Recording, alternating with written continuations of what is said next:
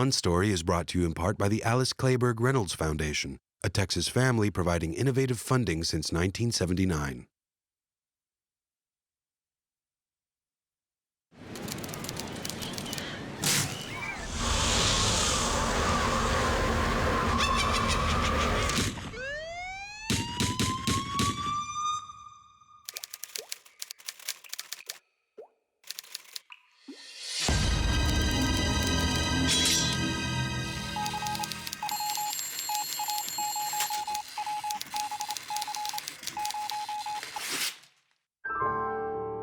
On Story, presented by Austin Film Festival, a look inside the creative process from today's leading writers and directors.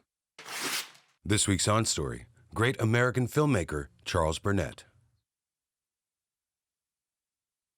I was lucky to take Basil Wright as a documentary teacher. He just said, don't worry, make your film and remember to respect the subject. And for some reason, that sort of the light came on, and I said, well, yeah. But because the whole reason I went to film, it reminded me of to do films about my community and using film as a means for social change.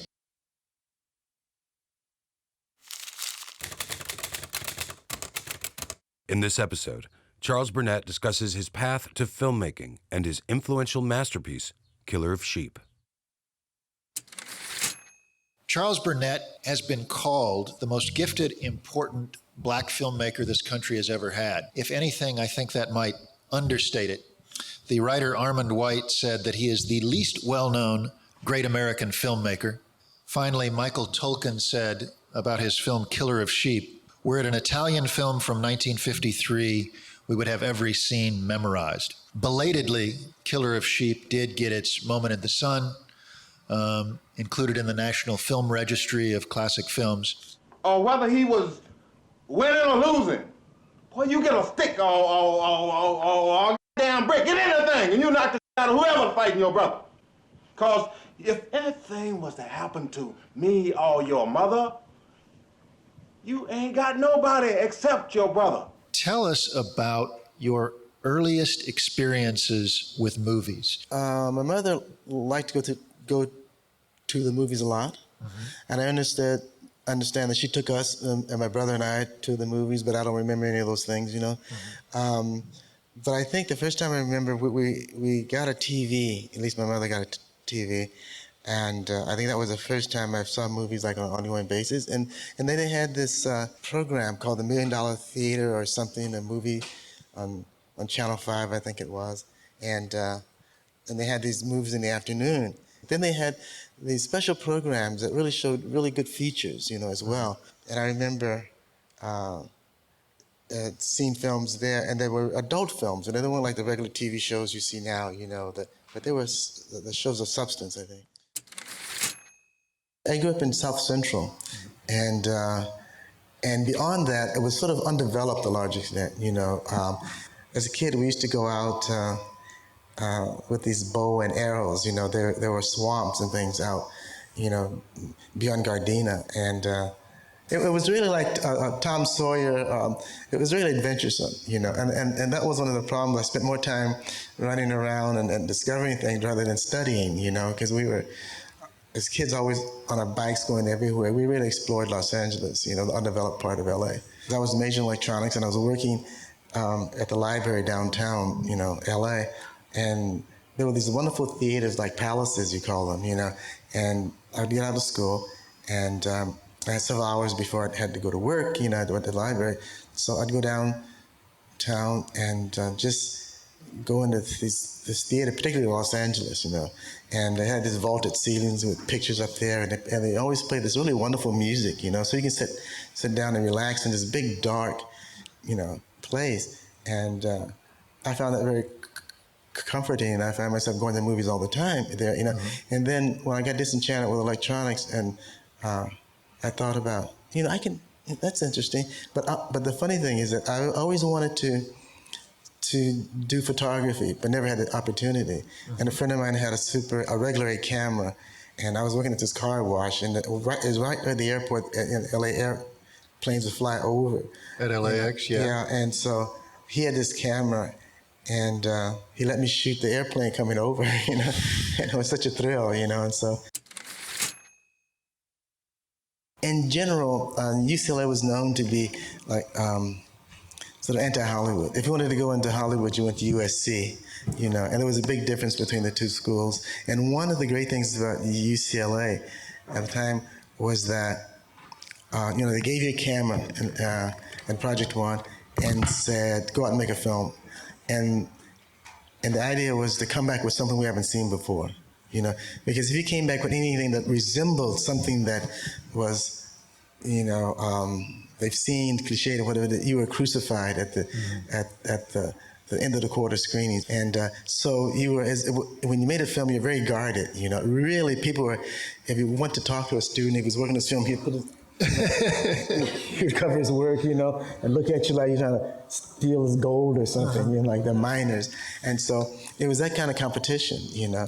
Also, I was doing work with this political group of filmmakers who were making films about, you know, the working class and exploitation and stuff like that, you know, and it was a sort of a formulaic kind of a situation where the plot was always the same, the characters always ended up, you know, forming a union and everything was happy after that, you know. And even though they were progressive and had good intentions, you know, it was the same story, you know. If you just applied this formula, then you're okay. But I came from a situation where it didn't work for a lot of people. Were happy to get a job, but all these other issues were impacting them, you know.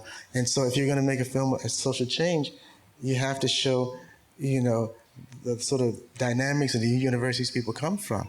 All I could think of was the blood getting in my head. And Alma Jean, all I could see her was wearing that cascade on her head. It looked like a bird cage. I remember how I came to that was, you know, I used to go to this barbershop in Watts, you know, and I thought everybody there was open to the revolution and all this kind of stuff, you know, because of, you know, the situation there. And I was a, you know, admirer of Paul Robeson. And it was Paul Robeson's birthday or something coming up, you know. So I go to this barbershop all the time. These two old guys, you know, who've been to the South and been in the Army and all this kind of stuff. And very smart guys.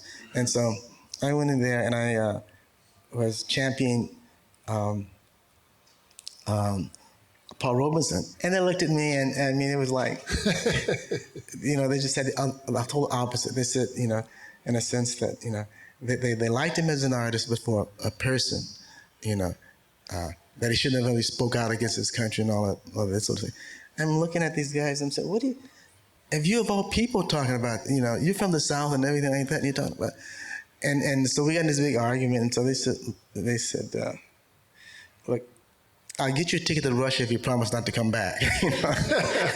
And I was like, okay, and that was another eye opener. And then there were some friends of mine who, you know, they got in some trouble, and I was arguing with them about the consequence. I mean, I was saying that you're responsible for this, you know, and they said, no, they claimed that it was justified what they were doing because of self-defense. And I couldn't, I said, no, I mean, you initiated it, so you have to take responsibility. And we were kids, you know, grew up together, you know, and I realized then that I was going in another direction because I had, you know, been a couple of years in school at UCLA at the time. And then when I wanted to make a film about the community, I realized I had to step back and I couldn't, you know, prescribe things that had, you know, only, you know, my ideas and things like that wouldn't apply. Mm-hmm. And so I was very careful about plotting a situation where it wouldn't come out, you know, some predictable kind of a thing where you say like ABC and this would happen as a consequence, because it didn't happen like that in my environment. But the idea too was we never were thinking about making a living off of this stuff. So it really didn't matter the end result to some extent, you know, how perfect it was, imperfect. You spoke about Basil Wright, mm-hmm. the great British documentarian who was on the faculty at UCLA. Somebody else that you've mentioned as being an influence was Eliseo Taylor, mm-hmm. who was I want to make sure I've got it right, headed the ethno-communications department. Yeah, and there's films about these guys, a documentary, and I keep looking to see if I see him in there. But anyway, he's a very interesting guy. He was very provocative, and he was he was one of the first of few black faculty members at UCLA Film Department, and he came in the regular department, but he was a kind of guy that liked to excite things, you know, and he was very provocative. And he created this program called Ethnic Communication, which brought in people of color, you know, from all over. And you have Native Americans, and you had, you know, specifically people, you know, to give them an opportunity to make films at UCLA. And then he brought in third world cinema, class in third world cinema, so we got a chance to see all the progressive and left-wing films and things like that. And that really was an inspiration, because it was the first time we saw films that spoke to us and said, oh, this is what we should be doing, you know.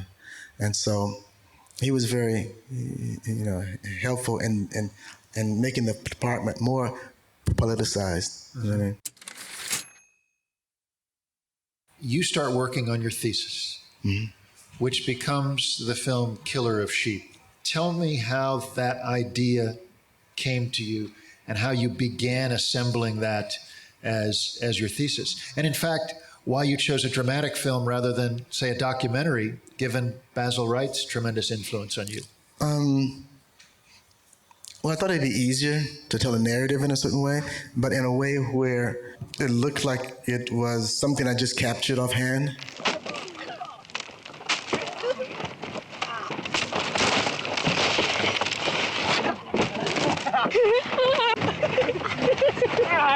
Everything up to that point led to that, you know, to making a film in that way, or trying to make a film in that way.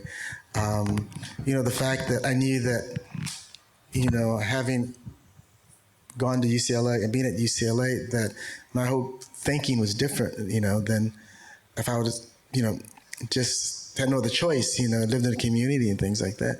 And so I that was something I always kept in mind, you know, that if I had gotten in an argument with someone about, was this representative, you know, I would always point out the fact that I've seen this happen in the community. I got that from the community. These events, and I put them in a narrative to try to make sense out of them, was the whole idea, you know. And so, I mean, there's some things in there that are questionable, you know, but still, you know, people playing dice and stuff like that. But that happens, yeah, that's part of life there, you know, so I couldn't avoid it, you know.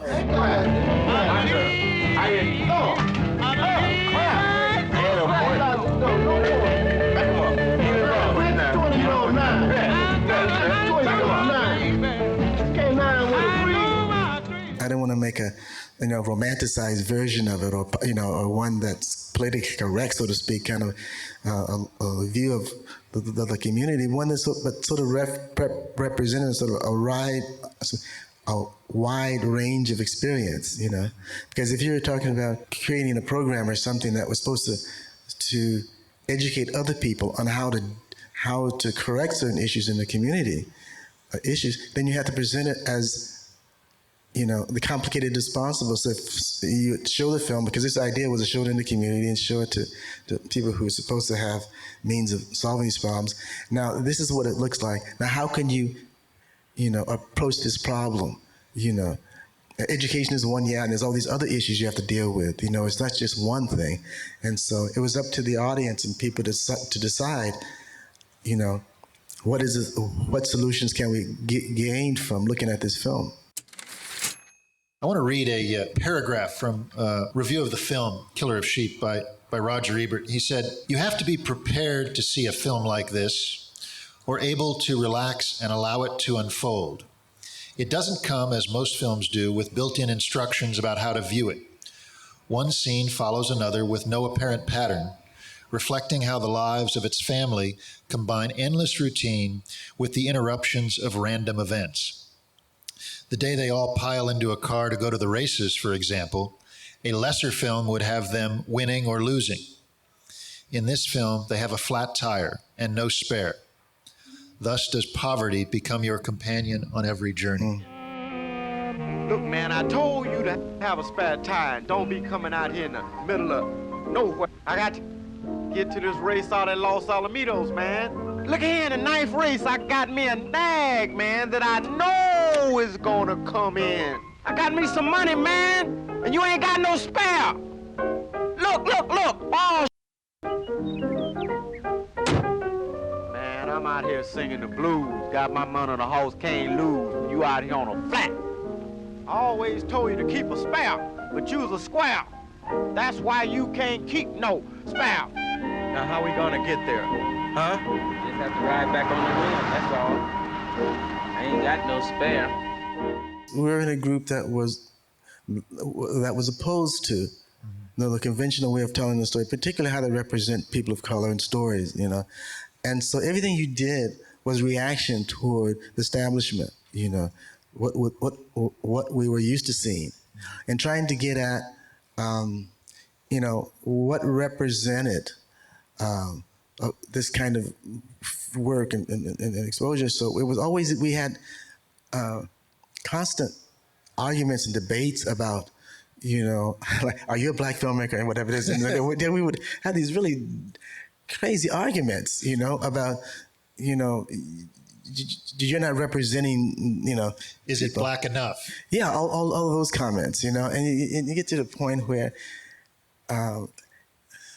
it's good and it's bad in many ways, you know. And it was incumbent upon us because it was during that whole civil rights movement thing, you know. You had to, you felt responsible for,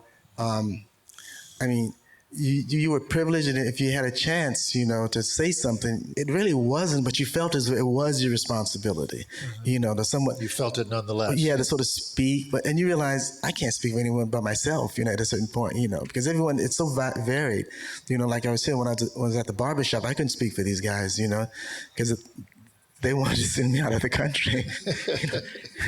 That sort of thing sticks with you, you know, and so you're sort of timid about saying, you know, this represents. No, it doesn't. It just represents a slice of life. My friends that I grew up with, I can say for sure that this would happen with them, you know, because it's almost like in many ways a document of things that happened to them. Don't go so damn fast. We might miss where we going.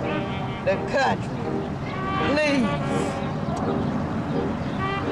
I had a few books I bet in that old son of a ninth grade that Long Solomito. I was mainly interested in themes more than, you know, resolutions that in order to survive, you have to have this and that and a certain kind of a sense of responsibility and principle and things. And not that that's the only way to survive, but the people I respect, you know, were working people no matter what, you know, because I come from a neighborhood that people really worked hard, you know, and they weren't getting credit for it. To the extent that there were cinematic antecedents for Killer of Sheep, one of the ones that jumped out at me was Romer's Nothing But a Man. Tell me about your experience of that and how that might have informed, if at all, the making of Killer of Sheep. I'm sure it did in some way, because I really admired that film, the acting, and in fact, I used Julius Harris later on in The Sleep with Anger. You know, he was the father of Ivan Dixon in that movie. And I was also a fan of Abby Lincoln, who is the wife, rather. But that was an interesting film because there was debate about if this film was a black film or not. Right. You know, and still to this day, and people were like, you know, I don't know, it's pretty good. So I can't say anything about it, you know. Same thing with James Agee, The Quiet One, and things like that, you know. There were some films that really, the borders, whatever, were vague and things, but it was, I mean, you can see that with people who were genuinely sensitive and had an honest approach and not an agenda to perpetuate a certain kind of racism. I mean, the fact is there, and it's worth, you know, it just was different, you know, and you just put that aside and say, well, look at this film and tell me what you think about it. Here's a good filmmaker. It really didn't take that long to make it, because we shot on the weekends, of course, so people, they weren't really actors. They didn't have the sort of idea what it takes to be an actor, and because we were starred, and they were friends of mine, and so like if a person couldn't come that day, he'd say, we had already shot some footage on him and things like that, and he was in a scene, and he would say, well, can't so-and-so to take my place, you know? And you say, no, it's not like playing football where you can change a quarterback in the middle of a play. No, you need to I need you because I can't. We have either we shoot everything all over again, or whatever. But it was sort of a casual thing, and I was hoping to make other films while I was making this film, and I did. And in fact, I did the horse while I was doing this, and the intention was not to really make the film and leave, but to stay at UCLA as long as you could. So you didn't want to leave, right. and so you didn't want to really end the process of making the film. So until a bunch of us did that, and they said, no, look, you're blocking enrollment here. People can't get in, so you're only going to have, in fact, we'll give you a degree. You have enough credits to move the line along. What happened was, I sort of experienced, some good moments with Killer Sheep, and so that was, was really great, Mm-hmm. And so at that point, we sort of felt, well, we are filmmakers or something, and I can make a film, And public, not only that, but people who have no, direct experience with the Black experience really appreciated it, as an art form. Was it difficult to take your original vision that was on the page, mm-hmm.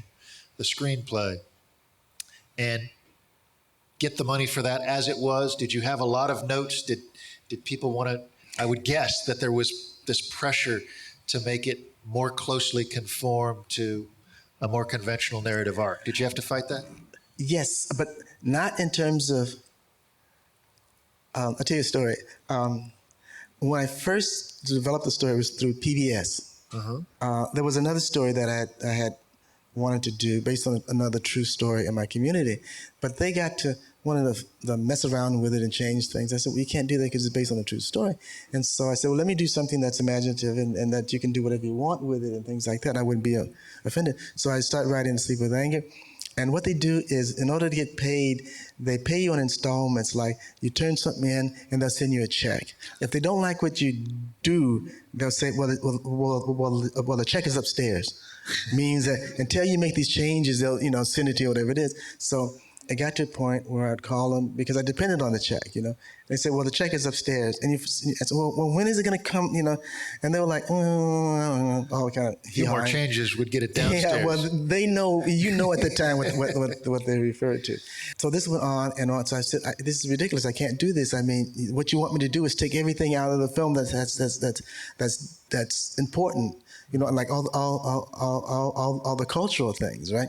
So we got in this heated argument, and then there was a scene in Sleep with Anger where the people are talking for a relatively long time, and so they said, this scene here is this and that, and I said, well, look, Horton Foote just did this scene. I just saw it on PBS, a scene just like that, And they said, yeah, but you're not Horton Foote, I mean, it's literally like that. Okay, so years later, in 2006 or something like that, I was working in Africa. Mm-hmm. And so I get this call. They said, well, we want to give you an award. I said, oh, great. They said, well, but you have to come here to get it. And I'm in Africa. I said, that's 20 hours flight. And I can't, And they said, but I said, well, can you give it to somebody else? No, you have to come and get it. So I'm getting kind of frustrated. And I said, well, what is the award? And they said, it's the Horton Foote Writing Award. And so I said, I'll be right there. Don't worry about it. Next plane out. Yeah. Over this period, as I look at your filmography, I see you going back and forth between your own dramatic productions and a lot of documentary work. We talked about, Nothing But a Man and James Agee, The Quiet One, and things like that. And there's been good examples of people who, but I think they're special people because they're very sensitive to the subject and things. And like I did a film I was in Algeria working on the film, then I was in Namibia working on the film. And I knew that I was from a whole different culture and a whole different background. But one of the things I knew I needed to do was tell their story and listen to them. It's not about me, it's about you. And so I did a lot of research and study and listen to people and things like that. There was one, for example, it's sort of comical in a way because, this business is that you have to worry about time all the time. We're in Africa and with these different tribes, and this one of the main character goes home and he learns that his aunt has died. And so How they do it there is when they want to tell you something, they go on a roundabout way, a long story, and without saying to the person, well, you know, your aunt died, you know, whatever. And so you're waiting there, and so he said, well, can you make that shorter, you know? And the guy says, well, we can't, because we don't do that. Like, we don't, you know, we have to go, and you have to do it, you know? And getting to the point of doing Killer Sheep, I realized then that, you know, that there were a lot of conflicts that was apparent in my way of thinking and their way of thinking. You know, it's not how I feel; it's how they're feeling. That's what the film is about. You know, it comes back to Basil Wright and his way he viewed working in Ceylon. I mean, it's really not about you. You've been watching A Conversation with Charles Burnett on Story. On Story is part of a growing number of programs in Austin Film Festival's On Story project, including the On Story PBS series, now streaming online, the On Story radio program and podcast in collaboration with Public Radio International, and the On Story book series available on Amazon. To find out more about On Story and Austin Film Festival, visit onstory.tv or austinfilmfestival.com.